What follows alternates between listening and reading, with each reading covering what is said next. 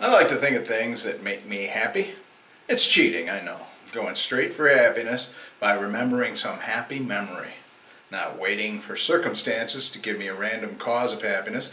I whip up some on the fly with a good memory. Here's one I want to tell you about. When I was a boy, I dressed up as a hobo. Not because I was a little weird, but because it was Halloween. This is a true story, so I'll try and paint a clear picture in your mind because I want you to see it as I did. I was 10 years old.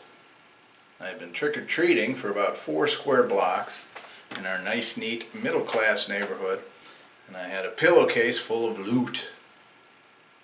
That was in the days before parents cared what amount of candy their kids consumed, and I took full advantage. I was riding a soaring sugar high, Baby Ruths, Snicker bars, peanut butter cups. I was in bed all snuggled into the top bunk, which I loved because from there I could look kind of down and out the window to see our driveway and beyond to the intersection of 2 residential streets, which was well lit by a street light. It was the perfect stage for what was to happen next. It was past 9 p.m. There were no more marauding trick-or-treaters, or should I say, only the tricksters were about. I heard a laugh and a quick shh. I heard footsteps, and 4 teenage boys crept into the light and set their burdens, for each carried a carved pumpkin, 3 in a triangle formation and 1 on top of the others, like a pyramid. But as they giggled quietly and whispered and fussed with and around the pumpkins, I realized they had our family's pumpkins in that pile. They were all the same size, roughly, and I saw from the carvings that their next-door neighbors on either side had also had their pumpkins swiped off their porches. I was outraged, until I realized we didn't need them anymore. Then I saw the teenagers as bold as big kids who got to stay out past 9 p.m. And then I was fascinated by what they might do next. What they did next was scatter out from under the light and back into the protective darkness with uncontrollable laughter, and then a boom!